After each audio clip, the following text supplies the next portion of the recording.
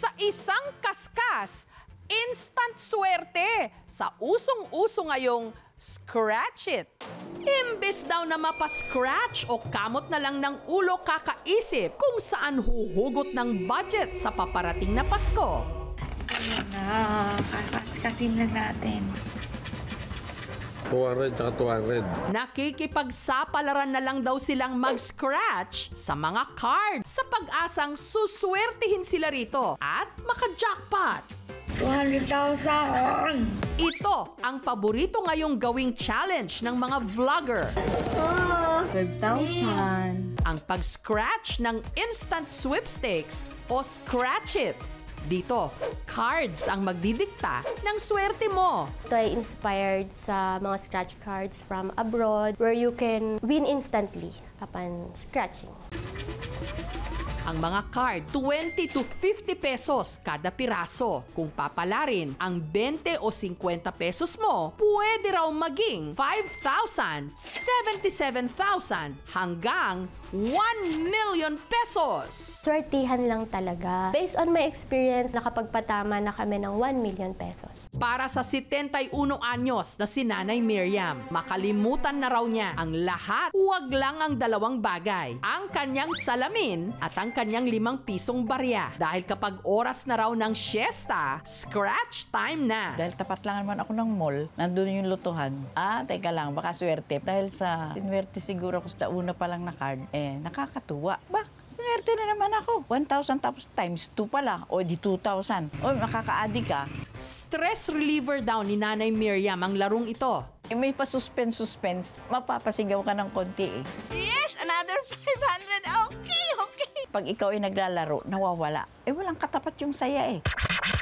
Ang madalas niyang bilhin, yung tinatawag na Scratch It Go Bananas. Bumili siya ng 3 card na 60 pesos ang bayad. Sa card na ito, kinakailangang makakuha ng 3 pare-parehong amount sa likod ng mga saging. Ang amount na ito, imamultiply sa makukuhang bonus na nasa gilid ng card. Ang total amount ang siyang magiging cash prize ng tumaya. Sa bawat card ni Nanay Miriam, maaari raw siyang mag-uwi ng hanggang 200,000 pesos. Buenasin naman kaya siya. 50 plus 70 plus 40.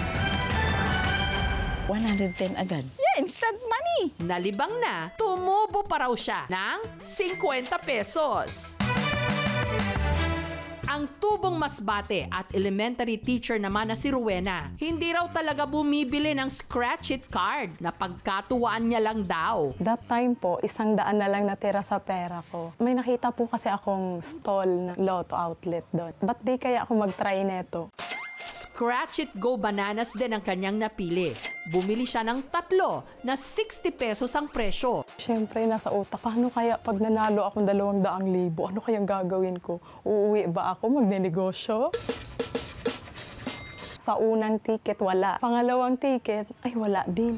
Pero pagdating sa ikatlong card, Uy, bakit may 5,000 na ako nakita? Nung sa last, ay 3 na. Sabi ko, totoo po ba ito? Siyempre, tuwang-tuwa po. Hindi po ako mapaniwala. times 1 ang nakuhang bonus ni Rowena. Kaya ang suma total niyang premyo, 5,000 pesos. Bumili ng grocery, bigas, yung sa bahay po. Malaking bagay na yun. Ang claiming nun, nung nagtanong ako sa telo, 5% sa kanila. Nagpunta po ako Mandaluyong, doon po ako nag-claim. Wala nang bawas doon. Ang delivery boy naman mula sa Pasay City na si Renato, aminadong addict sa Scratch It. Kalahati. Sa sahod ko minsan binibili ko ng 5 card talaga yan. Lahat ng araw ng uri ng Scratch It card, nasubukan na niya. Ang tanong, nananalo ba naman siya? Isang beses lang po, 770 pesos lang po. Meron din 70 minsan. Para muling subukan ang kanyang swerte, si Renato bumili ng tinatawag na Scratch It Red Hot 7s na card. Dito, kailangan niya lang makabuo ng 3 number 7 na magkakahilera. Ang premyo mula 700 hanggang 77,777 pesos. Siyempre, time-time tayo nanalangin. Sana manalo ng jackpot ba? Para makatulong din sa pamilya.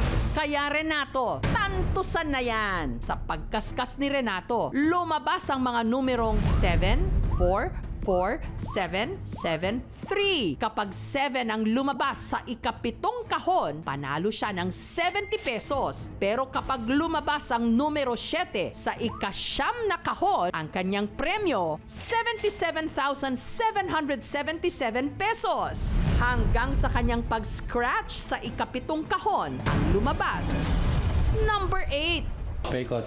Kumontra eh. May mataas. Kaya ang natitira na lang pag-asa ni Renato, ang ikasyam na kahon. At nung kaskasin niya ito,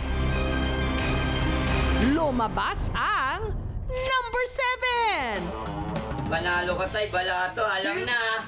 Ha? Oh. Ibig sabihin, panalo siya ng 77,777 pesos. Literal na Lucky 7. Congratulations, Renato. Balato naman dyan. Matagal ko na nagre-rasal yun eh. Na tumama rin ako kahit na paano. Tatuwa rin ako. Pero kung sila swinerte, Yeah, instant money.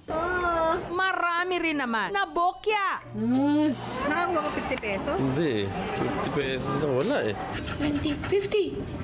So, yun. Sa bawat pagbili nyo ng scratch it, makakatulong kayo sa charity and also doon sa aming CSR project, yung Go for Gold, na nakakatulong sa mga Filipino athletes. You want to have an instant money. And everybody wants that, right? Pero, kung gusto mong yumaman, i-enhance mo yung two things, patience mo and endurance. It's always a long-term game. Ang ending kasi, nag-scratch it ka, umaasa ka lang sa tsansa. We focus directly with building wealth, not with taking chances lang. Sa anumang libangan o sugal, hinay-hinay lang sa pagtaya para kung hindi buenasin, hindi ka rin masyadong mapapascratch ng ulo. Thank you so much mga kapuso. Kung nagustuhan niyo po ang videong ito, subscribe na sa GMA Public Affairs YouTube channel. Don't forget to hit the bell button for our latest updates.